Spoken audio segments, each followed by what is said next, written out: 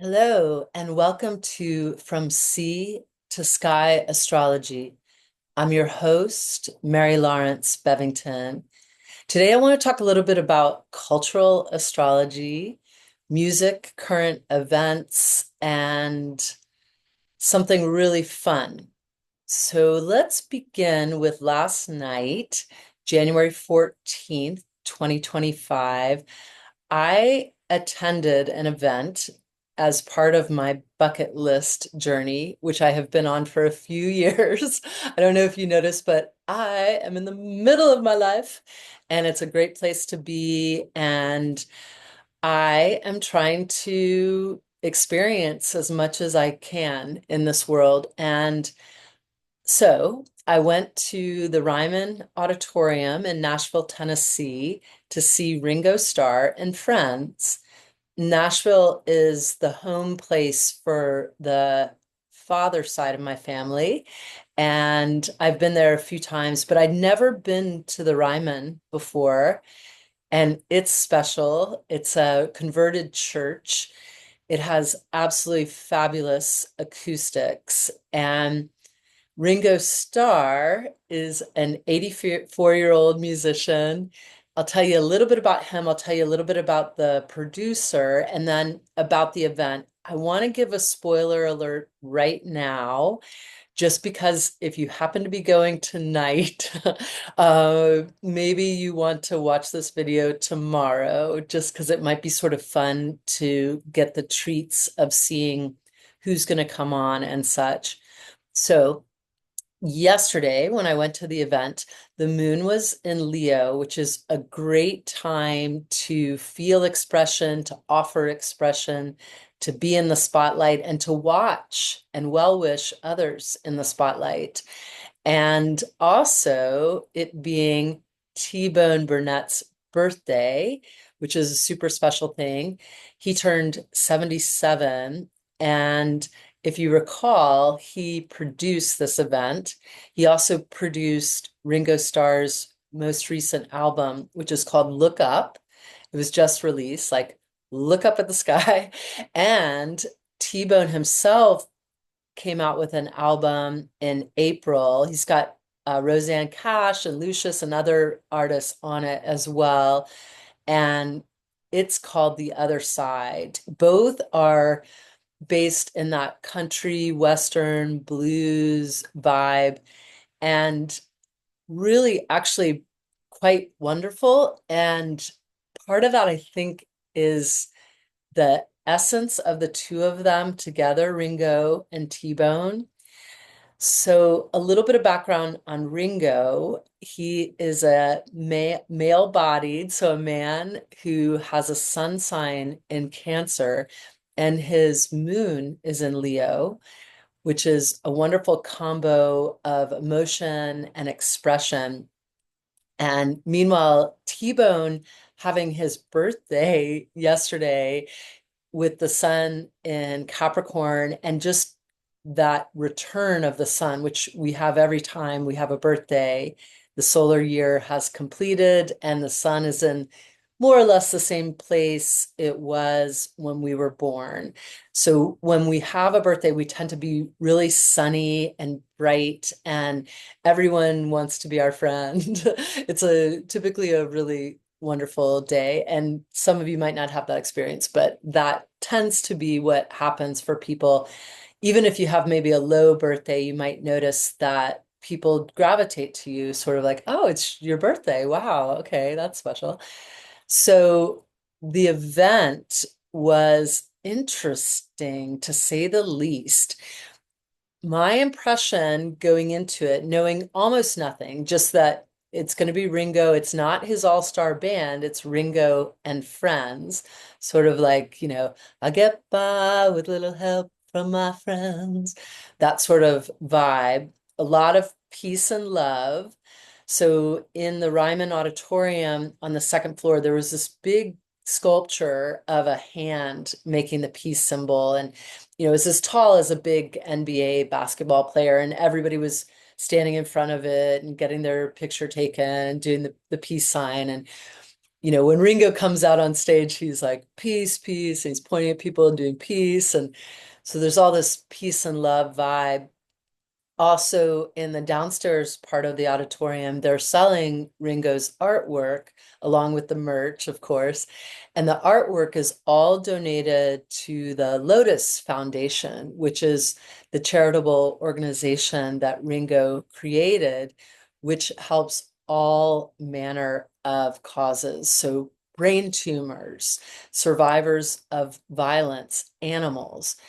It has a Wilshire Boulevard, Los Angeles, California address, and clearly they're experiencing what all of Los Angeles and LA County are experiencing presently with the fires and north of there as well and east.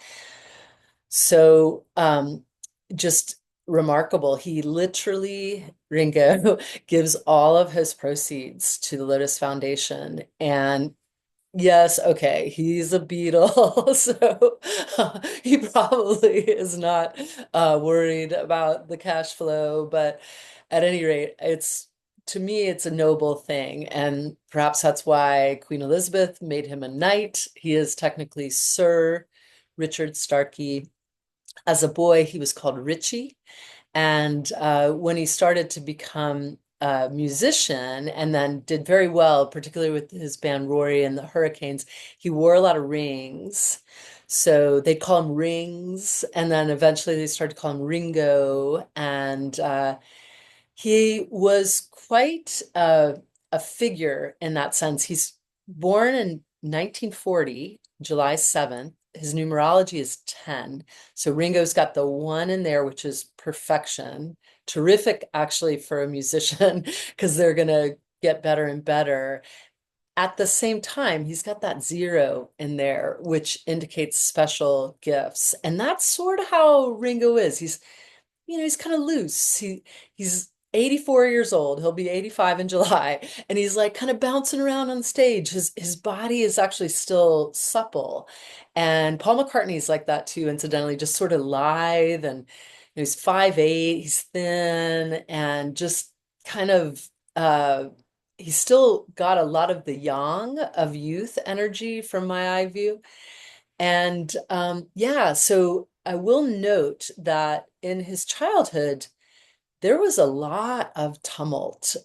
They lived in Dingle near Liverpool, and his mother primarily was his caretaker. They were quite close.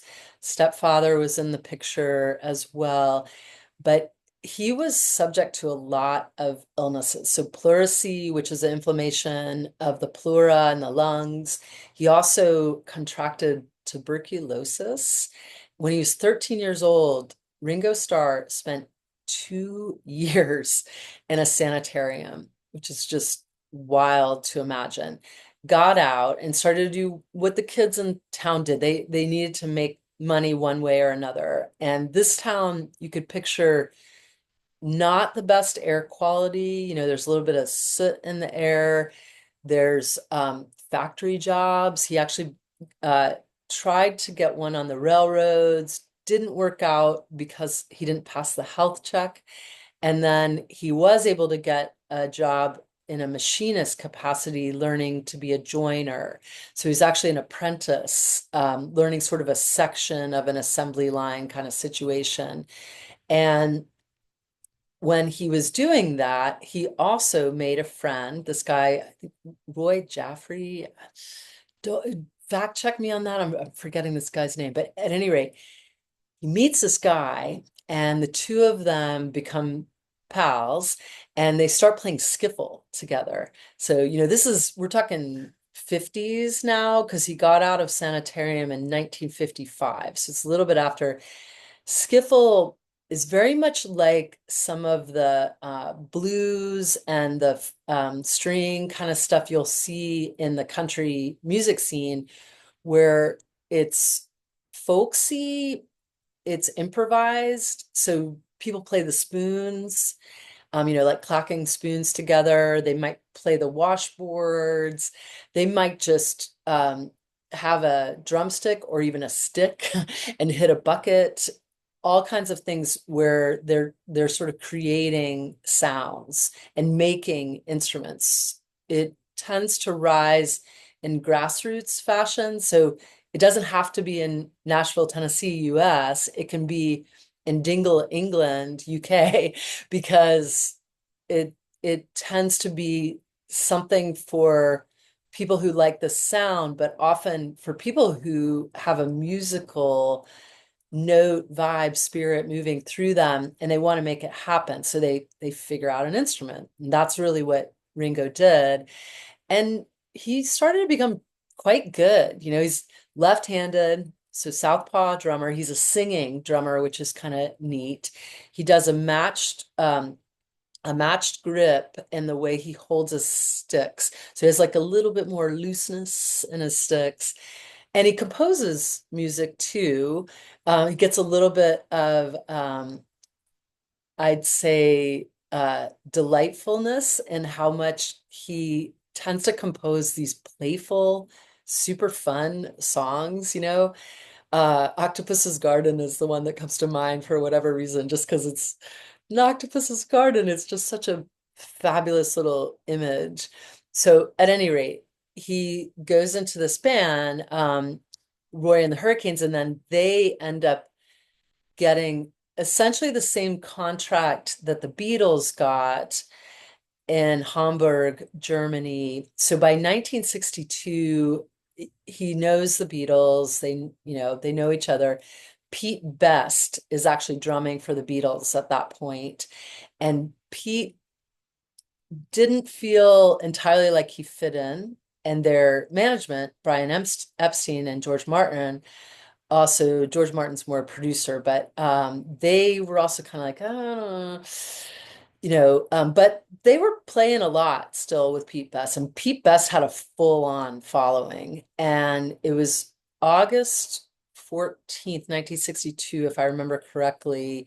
He sat in with the Beatles, and in quick time, like literally by August 18th, he was brought into the band. Brian Epstein let Pete Best down, and I'm sure Pete Best feels that today. I've seen him in interviews talk about how, yeah, I mean, that's like, talk about primordial wound, pardon me, especially as you see where the Beatles go. Um, and in fact, when Brian Epstein did fire Pete Best, the outcry was huge. They were like Pete forever, Ringo never, and they were getting upset, and somebody socked George Harrison and all this stuff, over no, no, no, we want our guy. But of course, history shows that Ringo came to be greatly loved, and sort of that sweet, big-eyed, just really authentic, loving man that he was. And he didn't do what some of the other kids did. He doesn't go in, doesn't get conscripted to the military, the merchant marine situations that were going on there. Because they live in a port part of England, all of the Beatles get introduced to Carl Perkins and Buddy Holly and Elvis Presley through what was coming in and what the merchant marines were tuning into. They would bring it back. And so these are all sort of the fertile grounds of Ringo's background. And now we fast forward to this century, 21st century. We're in a new era. Pluto has moved into Aquarius, so we're in the age of Aquarius. I don't know. The lunar nodes have moved into Pisces, which is that mutable water. And this 11th house energy, which is also very Aquarian, is also really up right now. So friends, community, I get by with little help from my friends. I'm recording this as the wildfires are still happening in Los Angeles. They are largely contained from my most recent news. We don't know if the Santa Anas are going to pull up again, the big winds, but They will. The Santa Anas. I used to live in Brentwood as well as in Venice, California, and the Santa Anas are they don't mess around. They when they come, they come. I live in the Appalachians now, and it's like winds here are the same way. You can't they're I shouldn't say the same way. Anyway, okay. Those winds are happening. But those wildfires are definitely showing this concept of the friends coming together. So actually, separate story, have a friend who's holed up in Altadena. She's not leaving.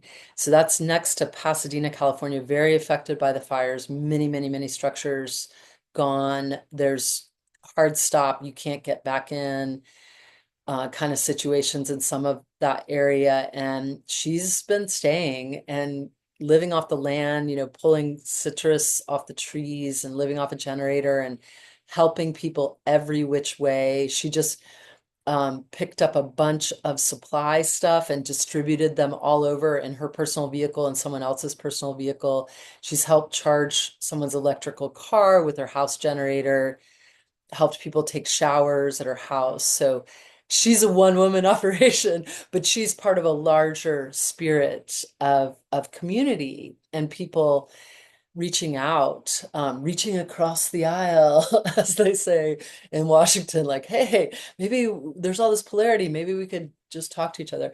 Okay, so just one more little thing about the concert. So yeah, I didn't really know what I was getting into. I go there, check out the vibe. I love to take pictures, so I take a million fun pictures and I start talking to people. I always feel like I'm like traveling when I'm at a concert. I just make friends with the people that sit around me and the people I see in the lobby. That there were dads and daughters and people looking at all the guitars on the wall there. Oh, there's Tom Petty's guitar. Oh, there's Paul Simon's guitar. Oh, the Martin guitar is like a thing here. So much history there. And so, but anyway, Ringo comes out and he's got full country band. So there's a grand piano on stage right. So it's house left. I'll do it with my hands like this. And there's a rhythm guitar, a lead guitar, a slide guitar, a full drum kit, of course. There's a bunch of mics in the front, and there's some roadies, stagehands, some, they call them tech people, whatever crew, who are coming back and forth with microphones because this is a whole orchestration. But again, we realized kind of midstream, not even midstream, almost really from the beginning, that this is actually them working everything out. This is their dress rehearsal. I mean, they sold the tickets. Tickets are going to Lotus Foundation and to pay the fees for anyone that needs one. But yeah, they're working stuff out as they go. First person, in addition to the band that's on stage, is Jack White from the White Stripes. And I'm like, yes. We could see him before the lights fully came up on stage, and it was just like, okay, there's Jack White. Didn't expect that. I knew there were going to be surprises, but yeah, and then Ringo comes out and they I think they might have started with it Don't Come Easy. I'm wrong about that. It was another song. But anyway, they start out, it's great, super fun, and um it just keeps going, basically. So they kind of had this technical thing going on where they didn't have an MC in the beginning, and Ringo wasn't MCing either. So these people would just appear. It wasn't like, oh, there's Jack White, uh, thanks everybody. He would say, thanks girls, like that. But the girls were Molly Tuttle and Sheryl Crow, and then Lark and Tuff, um, and then they do start to sort of get that stuff together. And T-Bone Burnett, incidentally, this would be all the part where if you're going tonight, I wouldn't listen. T-Bone Burnett himself comes out and he starts to MC. And that was just super fun. They had been doing PA announcements over the loudspeakers, like when they were ready to play and things like that. So welcoming, by the way. They're so amazing hospitality, super warm in there, great vibe. But so, and then the other acts that come are just astounding. So there goes Billy Strings. Here he comes in, sings Honey Don't. Molly Tuttle sings Octopus's Garden and just keeps going like that. I actually counted, I think Billy Strings was in 5 songs. And then the War and Treaty played. Oh, beautiful, beautiful. So it's a real gospel vibe in there, like the acoustics of the church and the War and Tuttle are at the War and Treaty, I mean, are at the big grand piano and singing, and Whitney Jordan was there, beautiful voices. Holy, holy cow. Jimmy Johnson, just keeps going. And I'm sure I'm missing people, but towards the end, and this is where, again, if you're going to go tonight or you want to really save it because they're going to make a PBS special about this, towards the end, Emmylou Harris comes out and everybody's just like, oh. It's just like totally beautiful, and this kind of like convergence of the world of Ringo Starr and really the world of little Richie Starkey, coming across this great water. And then there's this Emmylou Harris world and the T-Bone Burnett world, and just all kind of joining in this musical collaboration. And then Brenda Lee shows up, and she sang with the Beatles and got a little bit close to John Lennon in 1960. She's got a hit out right now. It's like rocking around the Christmas tree, da da da da da da. It's kind of got that sound, and she's adorable. She's teeny tiny, but she has this beautiful like crooning voice. And then of course they all get together and everybody comes back out on stage and they sing Yellow Submarine. And then Ringo's like, okay, you gotta count me in, everybody, you gotta count me in. And everybody's like, what? And then of course it's I get by with a little help from my friends and everybody's singing, of course. Ringo does his part, but call and response style, the audience sings back. Would you believe in our love at first sight? And then it's Ringo. Yes, I'm certain that it happens all the time. What do you see when you turn out the light? I can't tell you, but I know it's mine. So, getting by with a little help from my friends, going a little bit back to astrology, 11th house, friendship, community. Aquarius, helping each other and helping way beyond. So, Ringo's got these offices in Los Angeles, but he's not doing like the man of constant sorrow. He's not saying like, oh, my office is really affected by this. He's saying peace and love, peace and love, peace and love. And he's bringing up the spirit of this beautiful Aquarian energy that we're in. And I really want to give a shout out to T-Bone Burnett. He brings such a tear to my eye. If you are able to catch an interview with him, they did it Friday before last, whenever that was. So about January like 3rd, I think it was. There was a snowstorm, maybe January 4th, 5th, somewhere in there. There's a snowstorm in the southern Appalachians, and that includes the Nashville region. And they're more in the kind of Piedmont, the foothills, but they got snow, and they did some of it on Zoom because of that. But anyway, there's this interview, and T-Bone is just like this beautiful, kind, loving man. He's produced so many people, and now he's got this album out. He writes like 12 songs for himself, 9 songs for Ringo, and they're all about thankfulness and spirit and love, and in places where I think he could be a little bit like cheeky or nudgy or disrespectful, just like kind of talking with his friends, kind of.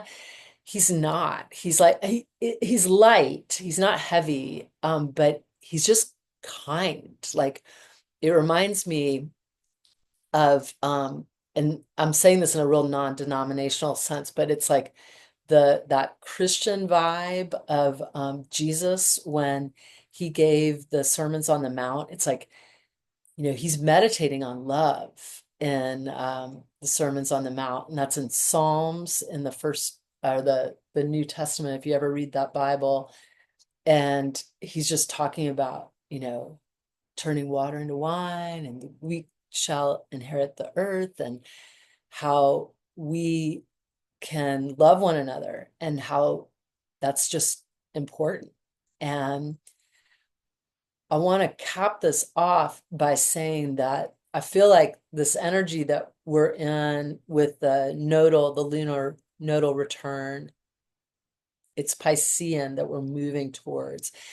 Pisces it's a little bit like that matched grip on the drums, like there's a looseness to it. It's softer and it's deep. It's really psychic. There's a ton of escapism in it too. Like we probably will drop into bread and circus a little bit, just like we always do. And there's probably an uptick in that nowadays, especially with fake news. Like who knows what to believe?